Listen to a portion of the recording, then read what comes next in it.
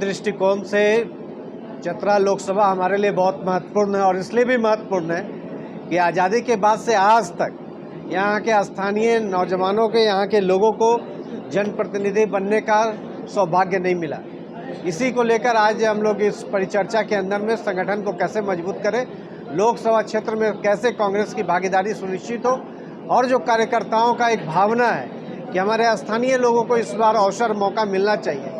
अभी भी यहाँ बक्सर से आके लोग सांसद बने हुए हैं, तो यहाँ की जो मूलभूत समस्याएं हैं उससे शायद ना वो अवगत है, ना उनके साथ भावनात्मक रूप से वो जुड़ पाते हैं। तो इन तमाम विषयों को लेकर युवा कांग्रेस आज चिंतन और मंथन लोकसभा सम्मेलन के माध्यम से कर रही है और हम आपको भरोसा दिलाते हैं कि न सिर्फ लोकसभा, विधानसभा के अंदर भी कई साथी हमारे और इस हॉल में बैठे हुए कई साथी हमारे चुनाव लड़ेंगे और लोगों के बीच में कैसे काम करें, कैसे हम लोग काम करें, उन तमाम चीज़ों को लेकर एक समीक्षात्मक बैठक हो रही है। देश के अंदर में जिस तरह का क्रूर शासन चल रहा है, 91 सांसद को पार्लियामेंट का बाहर कर दिया जाता है कि या तो मेरी बात को सुनो और नहीं तो हम जो चाहते हैं वो देश के अंदर में करेंगे। चंद मुट्ठी भर लोग अमीर और उद्योगपति हो रहे हैं और तमाम लोगों को सड़कों पे भूखहाली और महंगाई का मार झेलना पड़ रहा है, बेरोजगारी का आलम चरम पर है। इन सभी चीज़ों को लेके हम तमाम लोग रणनीति बना रहे हैं और डोर टू डोर कैंपेनिंग के माध्यम से जो मोदी जी और भाजपा का चाल चरित्र और चेहरा है उसको हम लोग बताने का काम कर रहे हैं और बताने का प्रयास करेंगे। हमसे ज़्यादा विपक्षों का पसीना छूट रहा है, इसलिए हमें विश्वास ही नहीं है। देश के अंदर में जो महंगाई है, बेरोजगारी है, उससे लोग त्रस्त हैं। जो इस तरीके से लोगों पे नफरत और जहर फैलाया जा रहा है, इसको लोग भली भांति समझ चुके हैं और इसका जवाब 24 में लोग देंगे। ये सवाल नहीं है कि प्रधानमंत्री कौन बनेगा, सवाल ये है कि इस संविधान को सुरक्षित कौन रखेगा, सवाल ये है कि बेरोजगारी से मुक्ति कौन दिलाएगा, सवाल यह है कि महंगाई को ख़त्म कौन करेगा और देश के अंदर में जो बेवकूफ़ बनाया जा रहा है उस बेवकूफ़ी को ख़त्म कौन करेगा।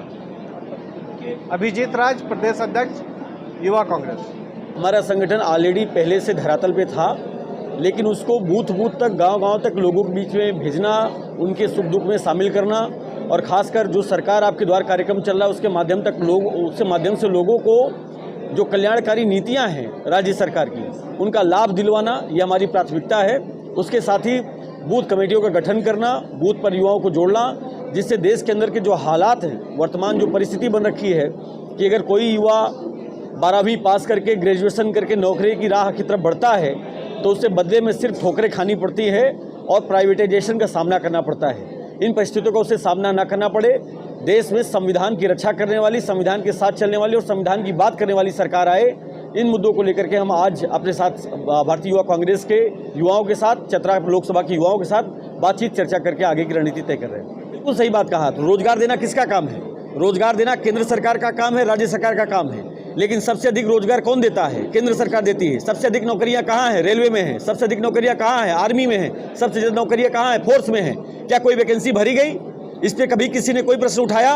और सबसे बड़ी बात तो ये है कि आपको हमारे इस कार्यक्रम में ये तो दिखाई पड़ा कि हमारे कार्यकर्ता खुल करके बात रख पा रहे हैं, लेकिन बीजेपी में उनके हालात ये हो चुके हैं कि वो जानते हुए भी कि सही क्या है, देश के हालात क्या हैं, महंगाई कहाँ पे है, वो एक शब्द नहीं उठा सकते, क्योंकि वहाँ तानाशाही है, वहाँ गुंडई है और यहाँ लोकतंत्र है।